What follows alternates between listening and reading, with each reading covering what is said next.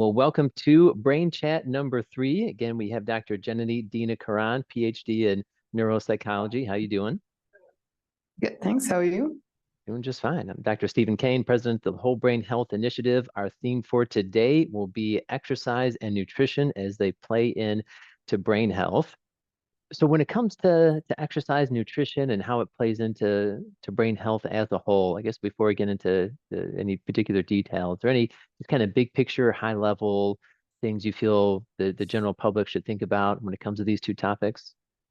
There are people who are happy never to exercise and just change things in their diet. And then there are people who are happy never to change anything in their diet and just make all changes with exercise. But what they tend not to realize is that they work together.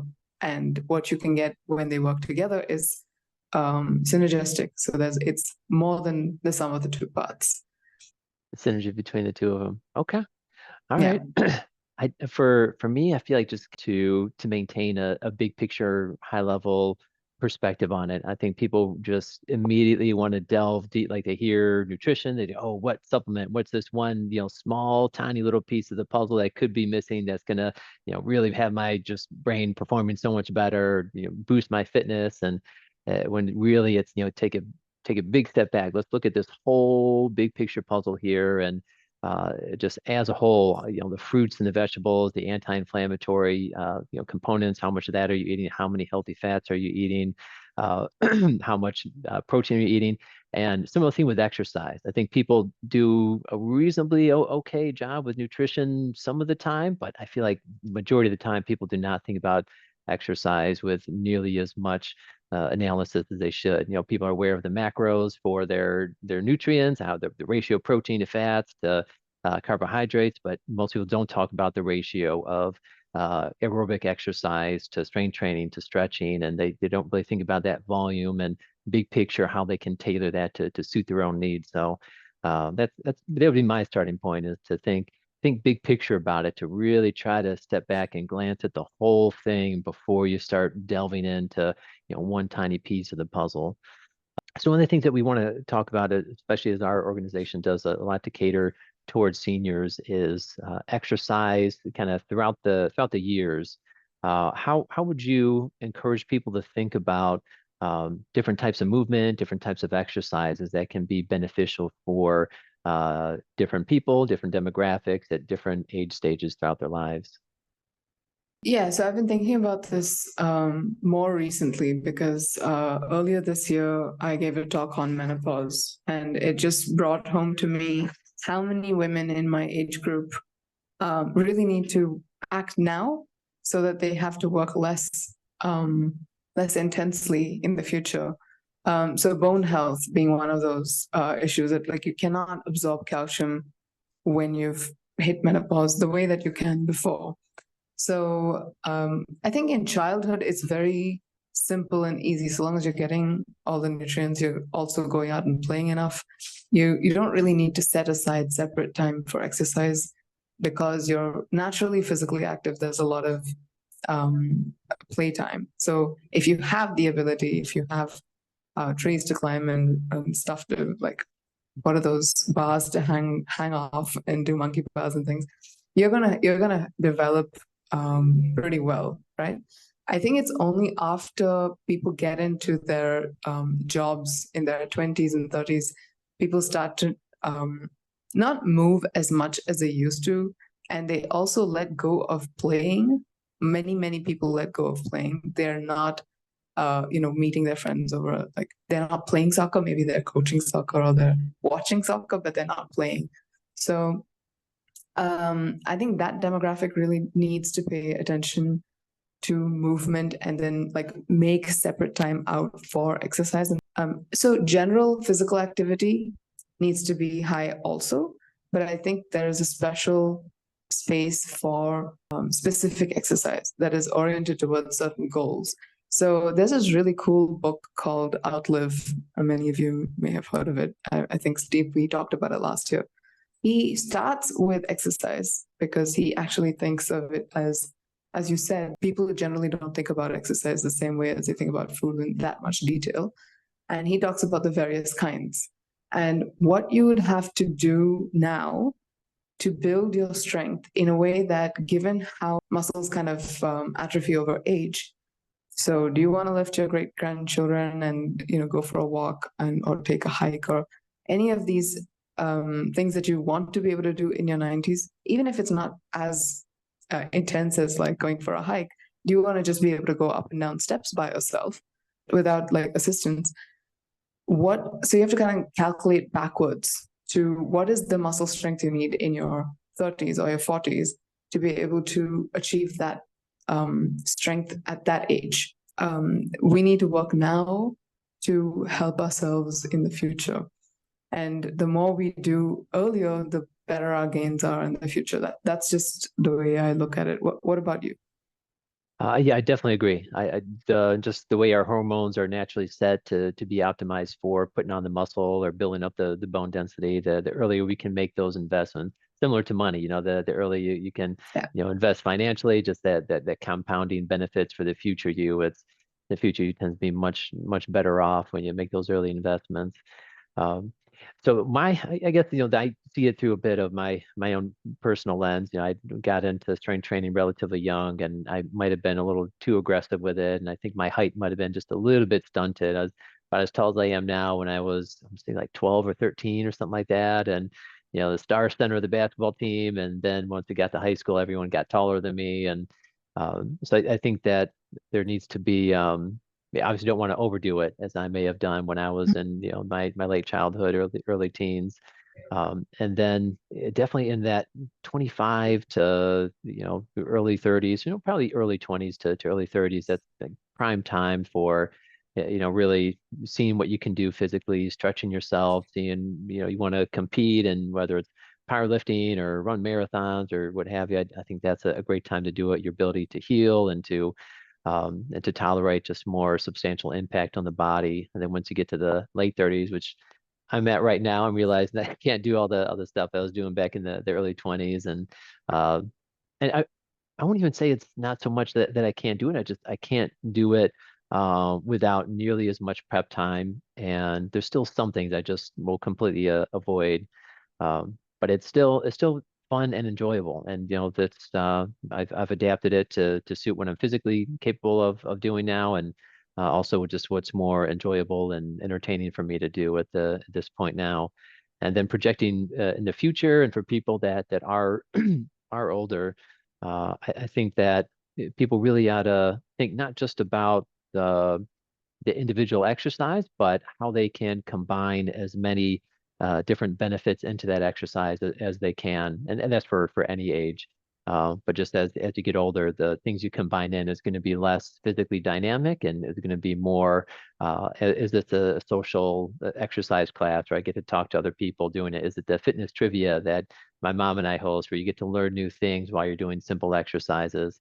I was just listening to doing some research earlier, and found that when people are mentally challenged by learning something that is physically, they have to learn something new, like dance, or if there's some sort of cognitive element to it as well, that seems to promote more neuroplasticity, more new connections with the brain, and seems to be more beneficial than just pedaling on a stationary bike and not much else to it from a cognitive standpoint. So I think especially when people get, later into life, and that, physically what you're able to do starts to become less and less, that you try to open that up by bringing the mental element into it, and thinking about how can you still be creative, how can you still be novel, and create more of these synapses, these new connections in your brain, coupled with physical exercise. And then just to also really want to echo what you're saying, is that even though earlier in life might be the best time to do strength training and build up the muscles and build up the bone density, even later in life, people can still do that. And especially for women that are in that second half of life, I think that's the one of the most commonly missed opportunities in terms of keeping yourself healthy, keeping yourself safe, is just doing as much heavy lifting as you can. And I see it so commonly. I used to be a member at Anytime Fitness, and there was this cute old lady, she's 80 something years old, and she was so adamant about her health and wellness. She did everything right except for lifting weights, and you could see it in her. She had this like frail look to her. I think she may have fractured herself once after going for having a fall, and when I talked to her, I just was always encouraging her to lift more weights. And one time I saw her lifting these, 2 pound dumbbells, doing these bicep curls, and I think, all right, that's progress, and hopefully we can build up to maybe some more compound exercises and some heavier lifting. But I think that especially in any seniors or any children of seniors in here that have parents, and especially mothers that are not doing any strength training, that is, yeah, one of the most important things to really, really emphasize is there's so many different wonderful benefits that come from it. I actually just wanted to add to that. That's something that I've been searching for is this what is the perfect combination of various exercises that you can get all the benefits without spending too much time on various different things. So I would say yoga meets some of those requirements in terms of using body weight to build strength. At the same time, Hmm. it involves some cardio because you're moving into and out of different positions and your heart rate becomes more elevated. There's, of course, stretching and balance involved in it also. And then there's also the breathing meditation. So it's as complete a package as you can get within one exercise, one type of exercise. If you can build more muscles from regular gym lifting weights than you can with just yoga. So your body's going to look different if you're just really good at yoga versus if you've been lifting weights and doing yoga. Right. So, do you have any thoughts on what would be the a perfect something that you can do every day that combines everything? Like my answer to that was kind of yoga, but what would yours be? That's a really good question. And as soon as you started saying that, I started thinking to myself, what is that? If there's, one thing that someone could just check off as much as they can to the list of things that are, beneficial from an exercise standpoint. If there was some type of group exercise in a nature setting where there's some type of like kind of cross training in a nature setting with a group of people where maybe they're doing some push-ups, some lunges, some different body weight exercises that are more of the whole body and not lighter 2 pound dumbbell equivalents. Yes, incorporating that, some type of maybe as a part of the warm up or the cool down, a deep breathing, meditative type practice with some stretching as a part of the warm up and the cool down. And something and always where there's something novel, where maybe it's Mm. a boot camp or someone's guiding it, and maybe they have some things where they done before where they're going to see the progress and they appreciate that, but also something that's going to be novel where they're challenging their body to coordinate or balance or learn something new throughout the process. I think something Mm. along those lines. Oh, and with a boot camp instructor that can make them laugh too throughout the process a couple times. I think that would Right. be I think something along those lines would be a pretty good, well-encompassing package for it. Yeah. Yeah. I was also going to say one of the things that is very, I think, very beneficial about Qigong and dance is that it involves a lot of coordination Hmm. to rhythm, and that's also quite sociable and quite fun. And it brings in that element of being in the rhythm with other people, which has its own other set of benefits that I think doing something that's non-rhythmic doesn't always lead to that. I think you've done quite a lot of work in the past about dancing, to remember. You I want to talk a remember. bit about that? Yeah, so we have group program, a community event called Dance to Remember, and it's designed to be almost like an equivalent the walk to end Alzheimer's, but kind of just a bit of a nuanced way of thinking about it, where instead of focusing on the negative and the Alzheimer's and thinking about more about the positive, the memories and the things that you care about, and how dancing is one form of exercise and incorporates a lot of different things that are good for the brain, the social aspect, you're learning different steps, so there's that cognitive aspect of it. It's dynamic, it incorporates balance, it can get the heart rate up a little bit, and for a lot of people it's fun Mm-hmm. too. So there's a lot of different brain benefits, and there's some research indicating that people that report dancing as their number one form of physical activity, that they have the lowest rates of developing dementia. So there's this whole concept of, perhaps instead of thinking about, or instead of walking to end Alzheimer's, which most Alzheimer's, in my opinion, will never, truly end. It's just kind of one of those things where if you live long enough, and there's a lot of people on this planet, that there's going to people that are going to develop it, just like arthritis, or just like, any other condition that's associated with old age. But to minimize the risk of developing that, and to hold on to memories that matter most, as best we can, by doing things that are both good in terms of exercise, and also enjoyable, and really finding that overlap between the two of, what's enjoyable and what's healthy for you. There's a whole concept behind the event, and we even had another kind of subsidiary of that, just an individual dance program, where sometimes they would dance, and then they would ask their partners questions and try to remember those nuances about their partner at the end of the dance class. So it's just trying to, yeah, kill multiple birds with one stone, in terms of getting as many brain benefits as possible. And yeah, I hope we get those programs up and running again. I know I've spoken with some communities around here in Michigan, but unfortunately, lots of turnover in the staffing at these communities kind of has put a hamper on some of the places we were hoping to do it at. But yeah, hopefully do get that going again.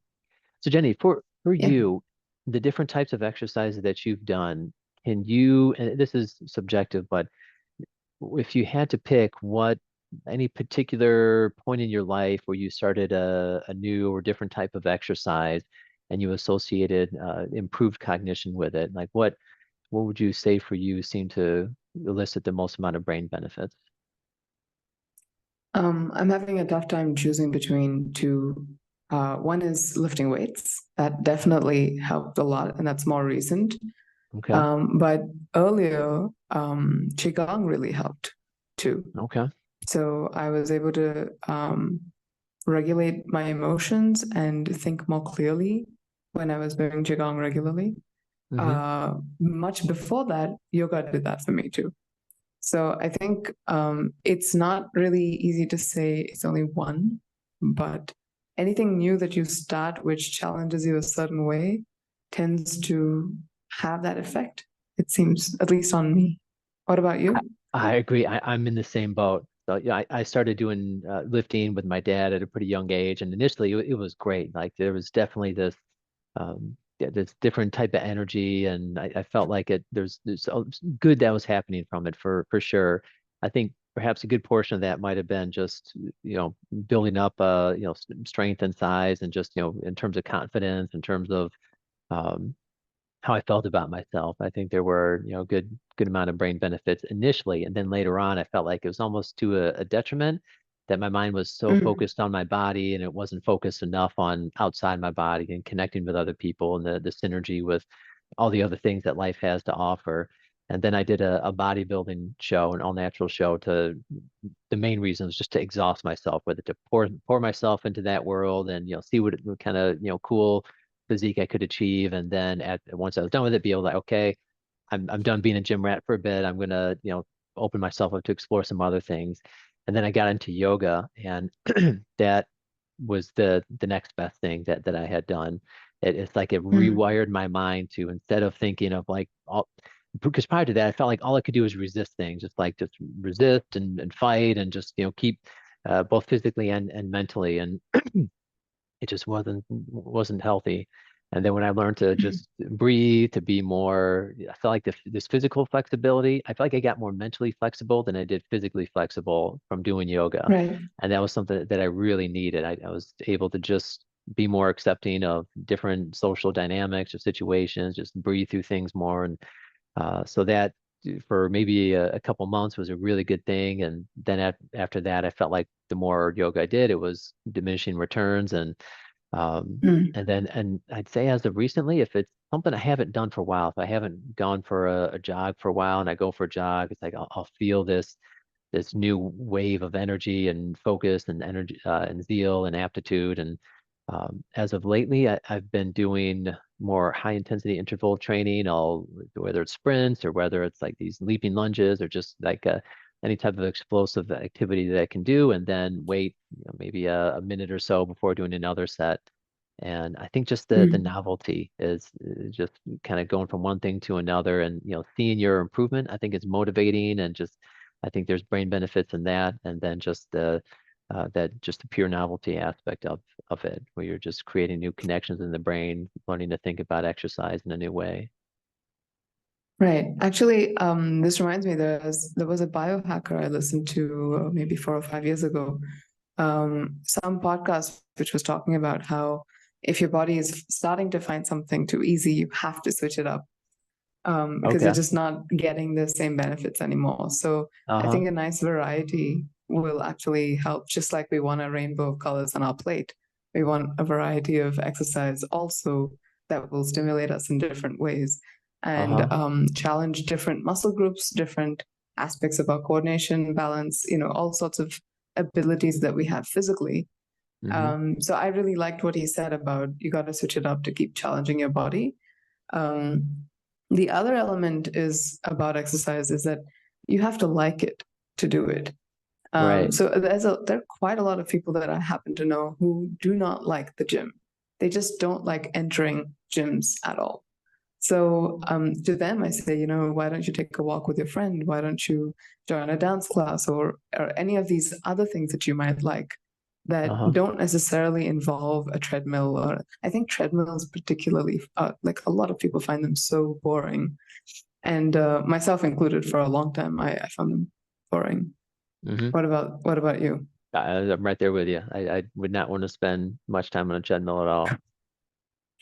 Right. And it doesn't really do much. I think it helps you get enough cardio if you're listening to a podcast as you're walking or running on a treadmill. It's a Mm-hmm. great way to kind of get the cardio minutes in without like mentally being engaged with the activity. Right. Similarly, I'd say ellipticals are, I would say, a more joint friendly version of cardio exercise that you can do low impact.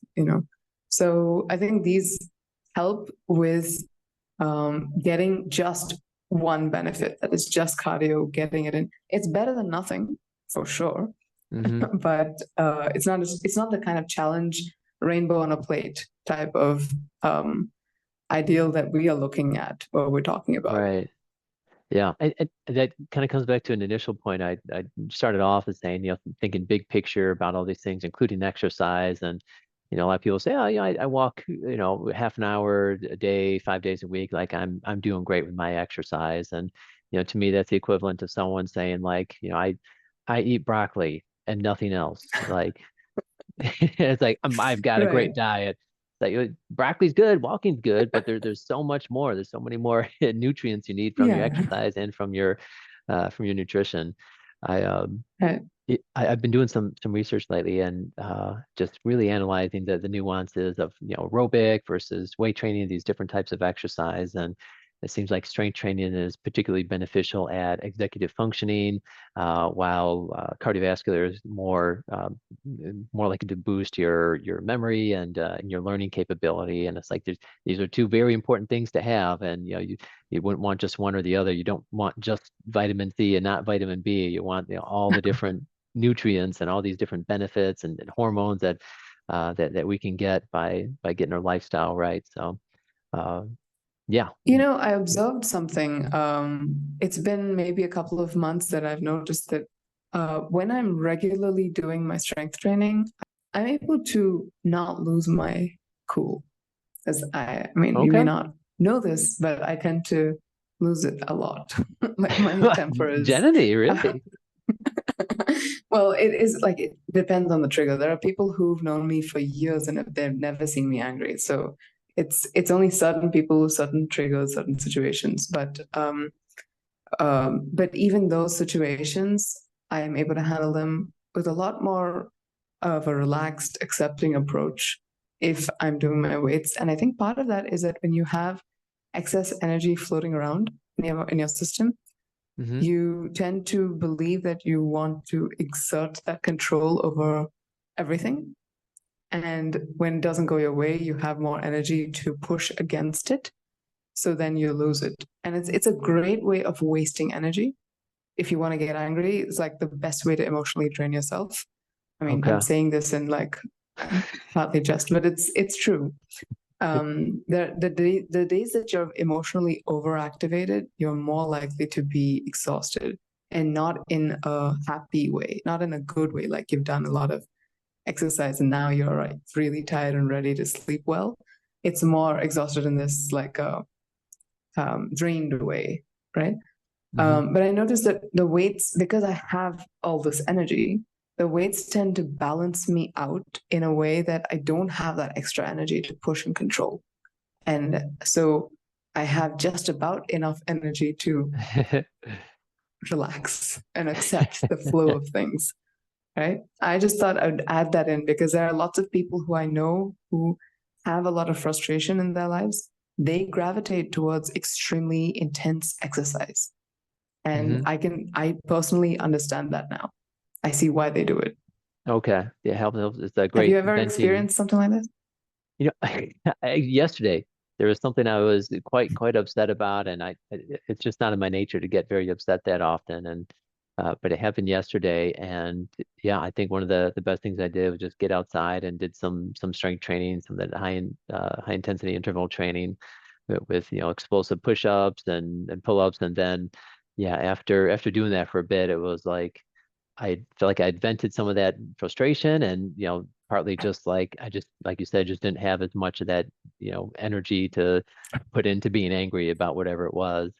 Okay. And so, and that definitely corresponds to some of the research too, showing that when that strength training in particular, it's great for executive functioning, like our ability to tap into all the different mental processes we have to accomplish a Mhm. complicated challenge or goal, but also at inhibition. So, not Mhm.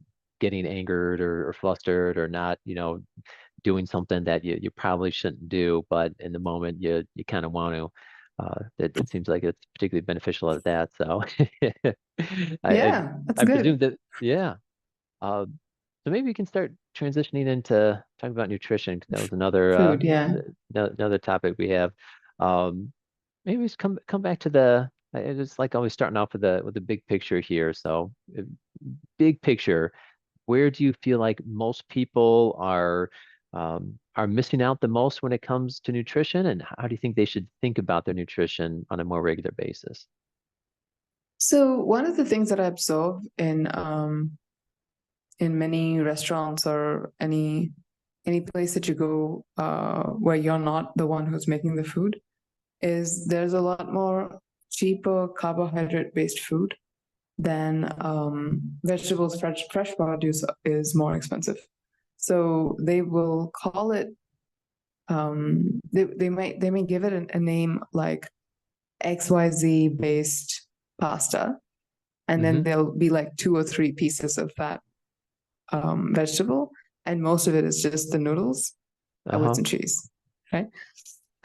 So this is a pattern that I observe wherever you go out to eat, unless it's specializes in some niche type of restaurants.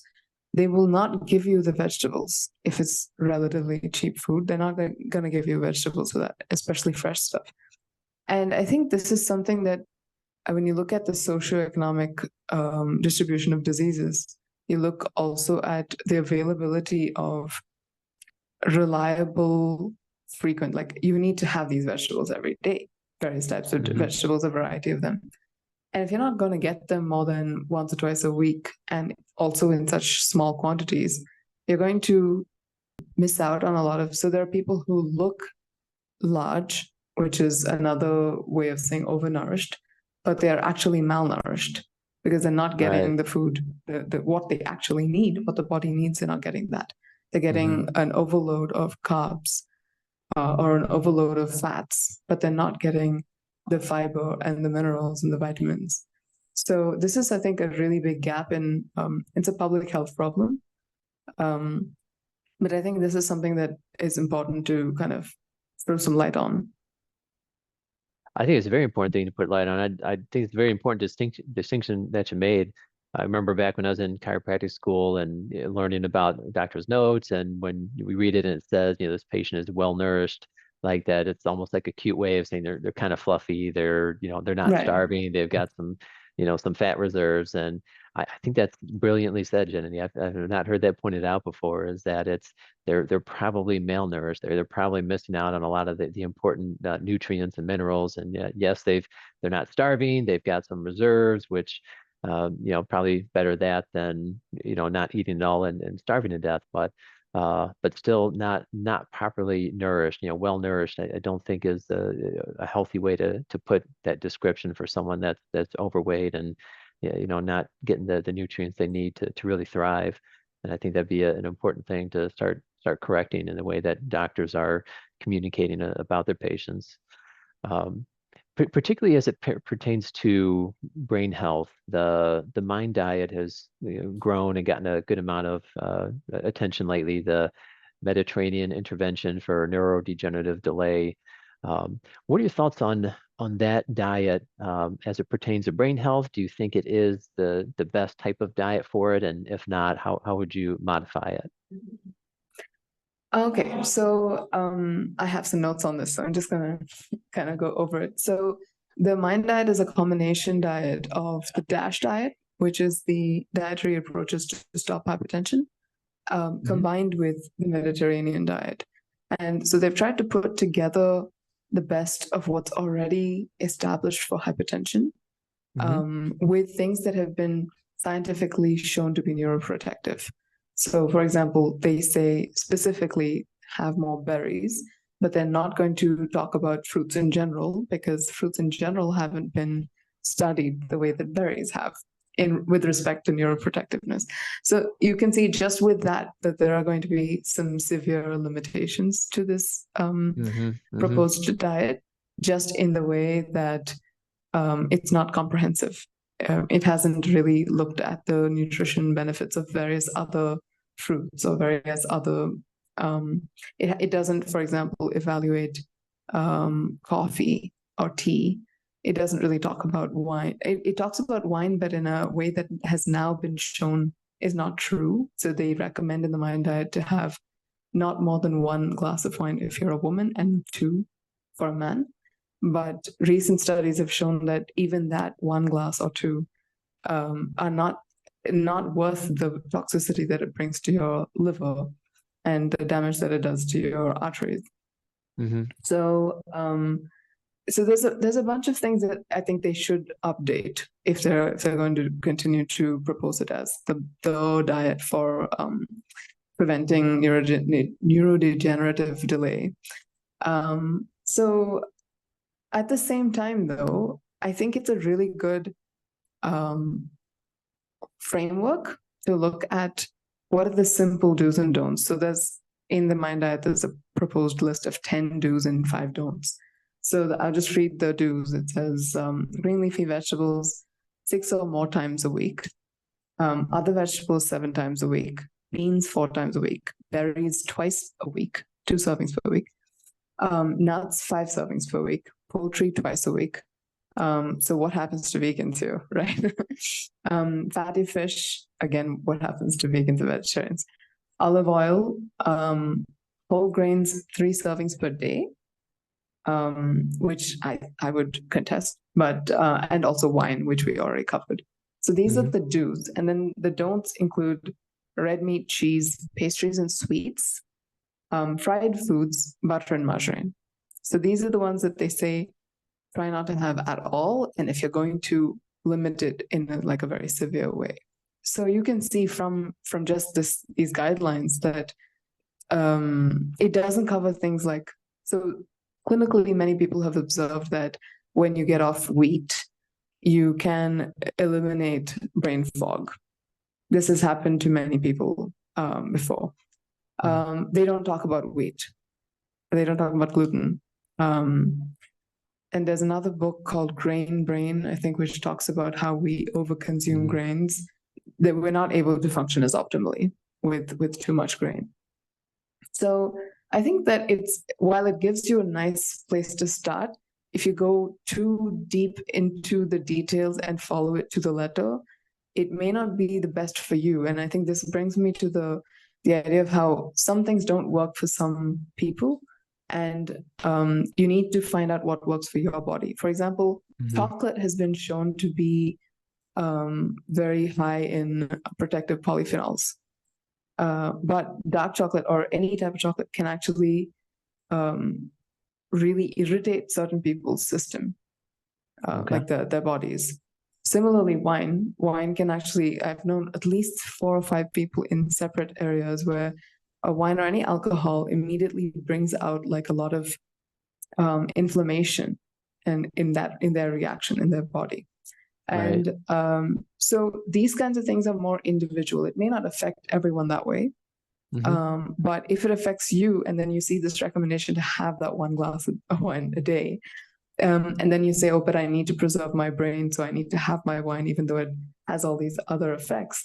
You Uh-huh. got to kind of use a little bit of discretion and Right. understand how to personalize it so it's appropriate for you. If Hmm. you're a vegan, you're not going to have poultry, right? Hmm. You're going to find other ways. I mean, I'm disappointed that they don't have they have beans only 4 times a week. Legumes are a great source of protein and fiber. They Uh-huh. have so many other nutrients like calcium, iron, all kinds of things. They should be there in larger quantities, in my opinion, right? Yeah. But then there are people where it just doesn't suit them. Beans, peas, they just give gas. And so they're like, oh, I better stay away from that stuff. Right. Yeah. I So not realizing that you need to consume the beans with some spices cooked in the right fats, and you need it to be it's not like, I think what happens with nutrition as a subject is people break down the foods into their um, macro and micronutrients, and they don't look at the uh-huh. food as a whole.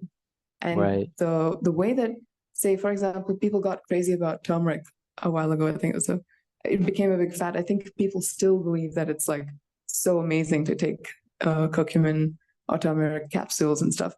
But the way that it is used in real food is it's added as a little bit, like a little pinch, to a larger meal with some black pepper in the heat, in the oil, in some water. Like there's a lot of context to that. And it's Right. eaten as part of a meal. That's more likely to be absorbed properly in your body than Hmm. a capsule, which has no context. Right.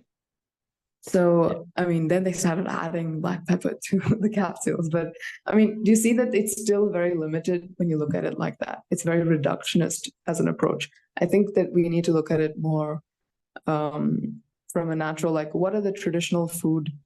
So Mediterranean has a very good reputation, but Hmm. there are also other traditions that, like Mexican or Indian, they also have a long-standing tradition of a very balanced and diverse type of way of eating. So it Hmm. doesn't have to be Mediterranean. If you're sitting in India, you're not going to go and eat Mediterranean food. Just eat Right. what's here locally available, but use your common sense. And when they have the banana leaf, the traditional way of eating, the top Uh-huh. half of the leaf is dedicated to all the vegetables and salads and things like that on top. And then the bottom half is more to do with the carbs, and there's more rice, different types of rice, and a little bit of maybe chips and fried items, and all those other things come in the bottom, including Hmm. the sweets. Hmm. So I've seen in a lot of events, people would just ignore the top half. They would just not eat from the top half, right? Right. They're all about the bottom. And that's not the way that traditionally we're supposed to be eating, right? And if you look at the principles, will be the same whether it's Mediterranean or South Indian. But you need to be well informed enough to make the right choices and eat it as it's meant to be. Like, don't take the pizza out of a 5 course meal and say they didn't have the salad and the soup and stuff to start with. They're just going to focus Right. only on pizza. That's not a Right. meal. That's a Right. one part of a 5 course meal, right? Right. So context matters. So you bring another really good point here, and it, it seems like you're getting at that people need to employ critical thinking. They need to pay attention to what works for their body, what doesn't work for their body, and not just take any sort of prepackaged program, the Mind Diet, the Mediterranean diet, any other type of, fad, idea, concept around nutrition for brain health. Um, I feel like most people, that's just not how they're initially wired. I mean, I think they can change, but I feel like there's almost this massive shift in how people think about their nutrition.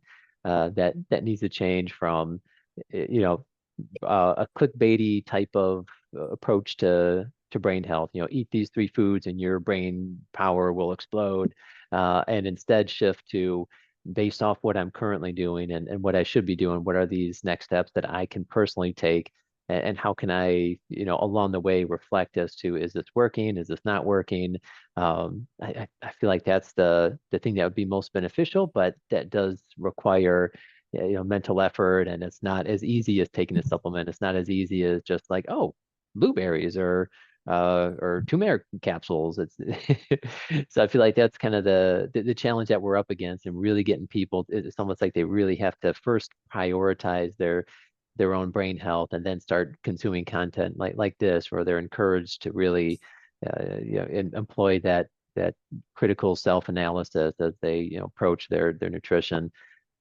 I know in my story, it's I've tried all sorts of different diets. I've done carnivore, I've done vegan, I've done autoimmune protocol. I've really bounced around quite a bit, some extreme different types of diet. And I found that yeah, just some basic concepts of avoiding the refined carbohydrates.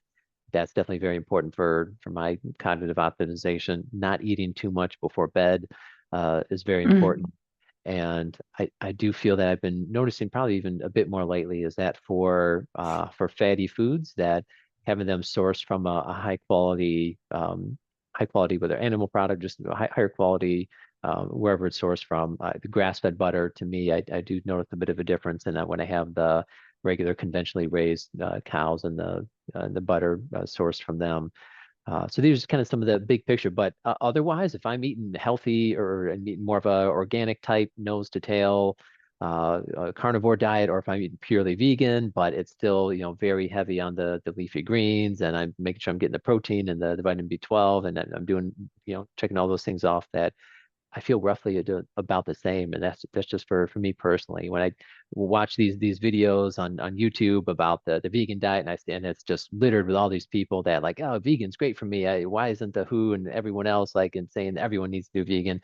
And I see the same thing on the flip side for the carnivore diet. It's like, man, I had all these problems at a carnivore, and now they're poof gone. Like, why isn't this, you know, mainstream? Why isn't everyone doing this? Is the way to go? And I really feel that if again people take that step back, get that big picture perspective on nutrition, that there's no one this diet for everyone, that this approach, this supplement is number one for everyone, but more, you know, based off what I'm already currently doing, what I can be doing, and what are those next best steps where I can sustainably start implementing some habits that are going to day in, day out have my brain functioning better. That's that critical thinking that I hope we can and this podcast and other people that are having a bigger influence that we are can really start to advocate on that behalf, and not just have people thinking blueberries. I had my blueberries. I'm good. I took care of my brain today. Right. Uh, No, I think there are several stages to this. There's people who intend well towards their body. They actually want to be conscious. They want to make good decisions. And then they source their information with from whatever trends that are going on around them. They're not really reading too much more. And I think that's where you and I and people like us need to really step up and do a better job at science communication, and to kind of look at what's there in the literature, what's there traditionally, and how has this information been tested on people observationally over generations in different parts of the world, and what have been like, for example, is there a part of the world that we know of that doesn't have as high a rate of Alzheimer's as like say other parts, and what are they doing differently? Right. I mean, it doesn't have to be just food and exercise. It could also be the social structure. It could be a whole bunch of other things. But the Blue Zones study was kind of based on this. Where do people live the longest in a healthy way? They hit their hundreds without feeling the detriment of age as much, and they're also happier in those regions. So other studies like that, which kind of show, okay, the incidence of Alzheimer's in this region was close to nothing until this point, and then there was a massive cultural shift. All of these changes happened, and now look, the rates of Alzheimer's, diabetes, heart disease, all of these are going up. So what is it that they used to do that was working that now they're not doing anymore? So these are the ways that we can investigate as people from the more scientific side of things, that we can look at it, study them, and then bring those findings to the public and educate them on what are the details. And so this is from the outside. And then the other aspect is from the inside of how do I feel? Like, am I able to get further into my book, like this really dense book I'm reading, without effort, and suddenly just understand everything that this author's trying to say after I did XYZ, or I ate this, or I didn't eat that, right? So how much of this self-awareness are we building in? I mean, how much of that is even encouraged by the medical professionals? I think it's not really considered as important. It's not emphasized the way that I would say it needs to be emphasized. We need to be aware of ourselves. How do we feel? And what is changing the way we feel? How much of our own behavior has that impact on our the way we are, brain health or otherwise, any other type of health also? What are the factors that influence us? And can we use a method to track that so that we can eliminate the things that are not suiting us and increase the things that seem to do a lot of good for us? Yeah, that's a very, very logical, well-rounded approach to thinking that hopefully gets implemented much more so.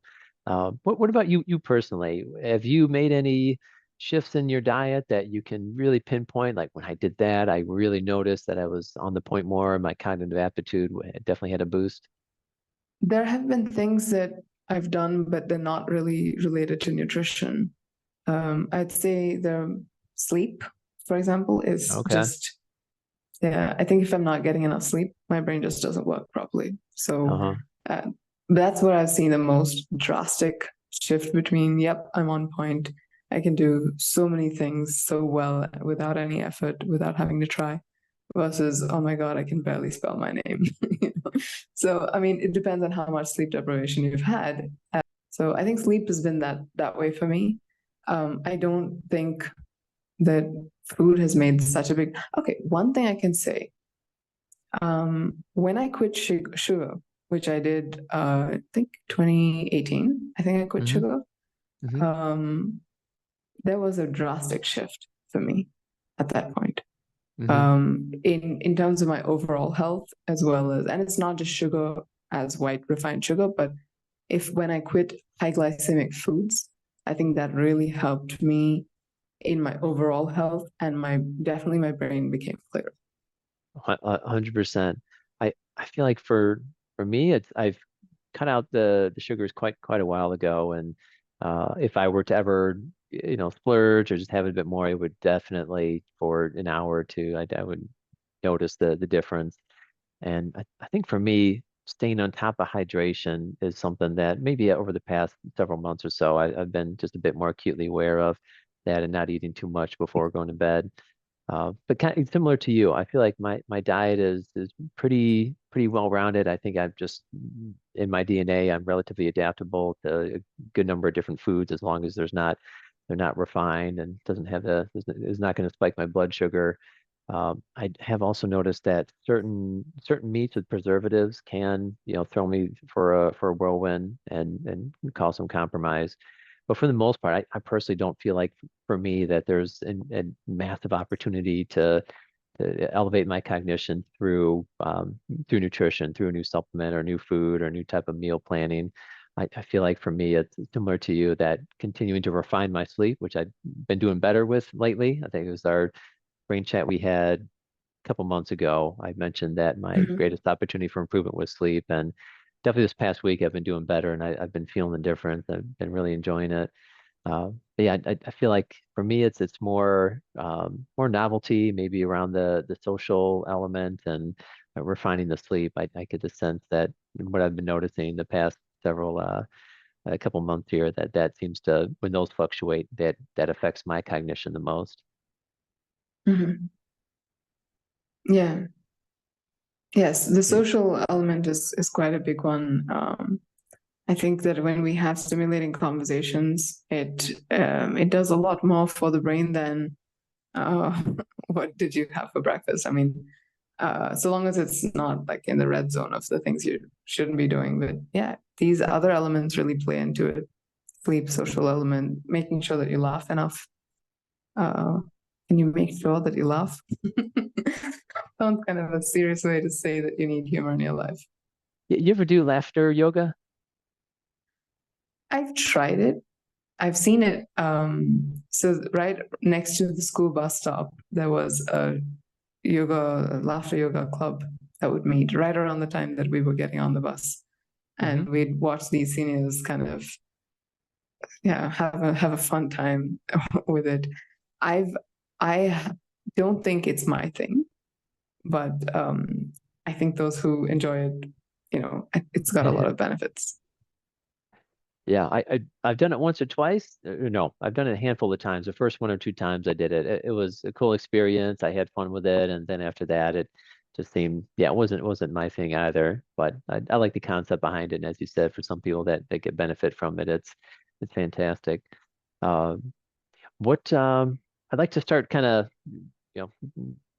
bringing this thing to a close here. So in terms of final thoughts around the nutrition or exercise or the synergy between them, what are some key points that you like to leave people with? Um, so one of the things that really does help in my experience, both for myself and for people who I've worked with their autoimmune conditions, is that when you do exercise in a fasted state, especially zone two exercise, it tends to really boost your clarity, boost your energy levels for the rest of the day. I think that is partly because you're already done with blood glucose and glycogen, and you've moved on to fat burning. And that tends to offer more steady energy because you have all that fat that you can burn without running out too easily. And I think that offers a certain sharpness to the brain. Do you have any experience with that, or do you have anything to add to that? Around zone two or exercising in a fasted state? Mm-hmm. Mm, I guess I think it's maybe on a person by person basis. And me personally, getting I say light exercise for me personally and a fasted state, I can see benefit to, but some like the high intensity interval training or sprinting, like that stuff, I don't think I would do too well in a fasted state. I think it depends on the type of exercise and the goal that you want to get from it. If you want a very consistent, streamlined energy and focus and then I could see some more light to moderate intensity in a fasted state. I could see that being really good. But if you really want to alter your physiology in a way that's going to secrete more human growth hormone and maybe even BDNF, brain-derived neurotropic factor, it seems like the more moderate to high intensity exercise is more associated with that. So I guess it depends on your goal and variety. I mean, I think maybe one day you really go hard and you've eaten and you've got some more glycogen, some more energy to push yourself through a more intense workout, and then an alternating day where the muscles are recovering. And I think on those days it could be great to, as you're mentioning, the zone two where it's more of a fasted state and more of a light to moderate intensity. Have you ever tried high intensity with in a fasted state? Have you tried it? I yes, I have. Okay, and it didn't work out well for you. It, definitely good amount of fatigue. Yeah, just not the exercise. I'm not don't have the strength, don't have the ability to do what I normally can, and then afterwards, I just feel maybe it's just me personally, but I do feel more fatigued. I remember when I was in chiropractic school and I would do that, I would feel yeah, just I couldn't keep up in class quite as well as when I had done a intense exercise after having eaten or not being in the fasted state. Just to clarify, we don't even have to include this if you don't want, but do you know your body fat percentage? I don't know for Is sure. I it had particularly low? it's on the lower side. Yeah, I tend Yeah, to that's run more probably lean. why.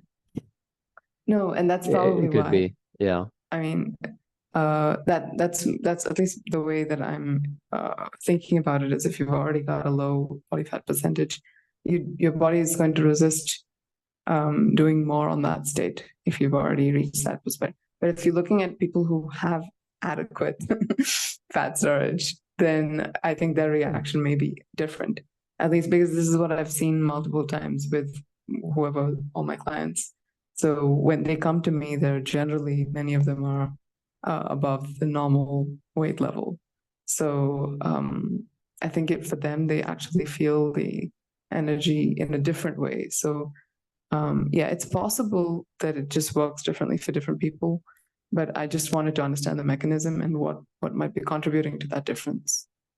I think it's a You really know? good point. And that's something because I've tried just fasting in general. If I fast for a day, a couple days, what have you, maybe sometimes there's novelty, there's variety, and my physiology is getting shifted around, but I don't feel the benefits like a lot of other people report when they do fasting, like a lot of research Mm, shows. And I presume that a lot of that research is done on people that might have, higher, fat stores to begin with, that where percentage, yeah, exactly. So for right? me, I just think my metabolism, I tend to have more of that ectomorph, just naturally run more lean. And I think that the fasting and depleting someone who's already lower on fat and reserves is not as beneficial as the people that do have it. So I'm right there with you. Definitely. Yeah. Yeah. So I mean, so I would like to ask you the same question. Do you see a place where food and exercise can offer more synergy, like together?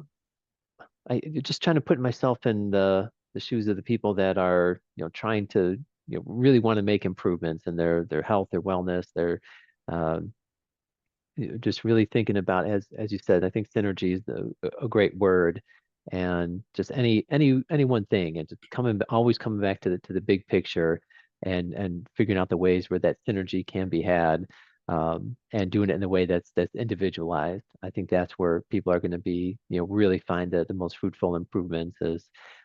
Not focusing on that one tiny piece of the puzzle, but they focus on the big picture. They address all these different things, not just the nutrition and exercise, but as we talked about earlier, the sleep and all these other lifestyle components.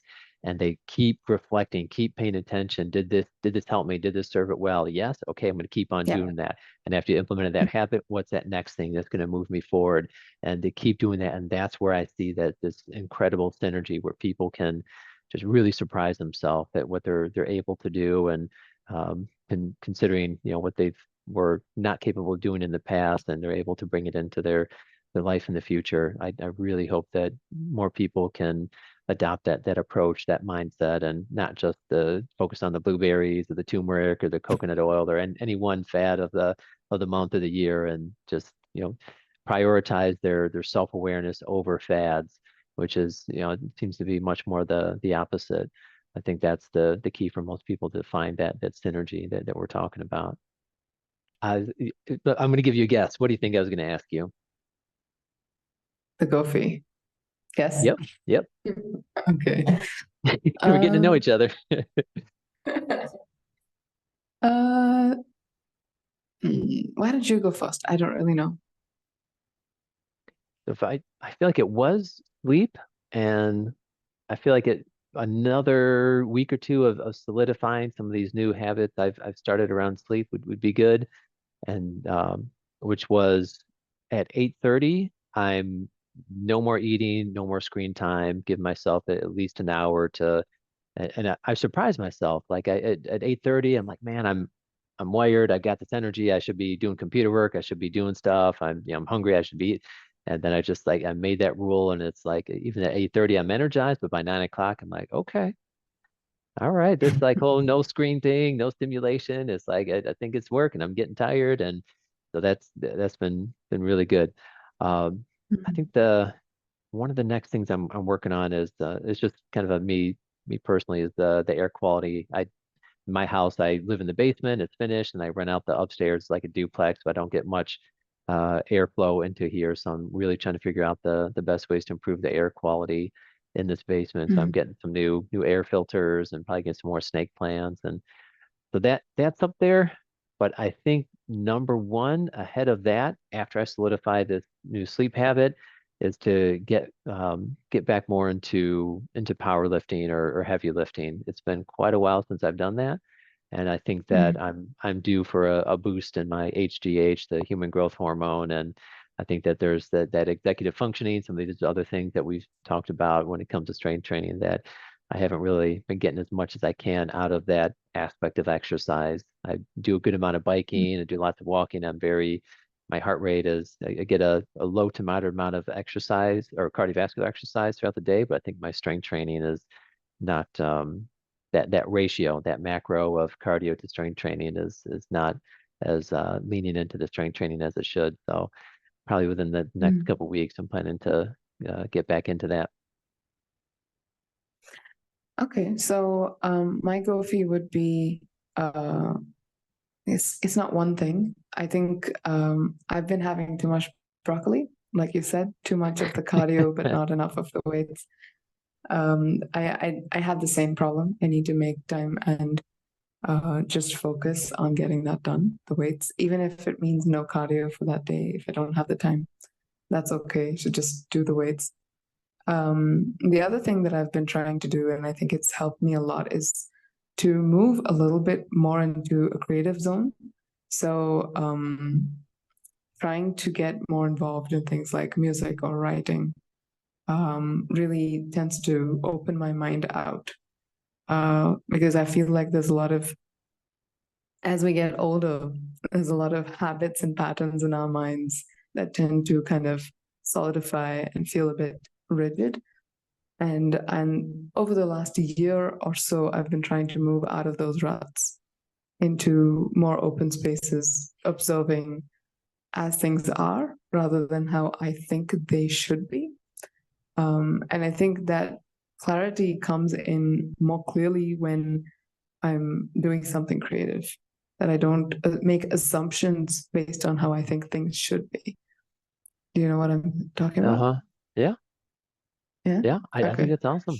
I I I fall in that category too. I think just being more present and trying to have a less judgmental, less um yeah, just kind of more open, accepting, appreciating, things for the way that they are.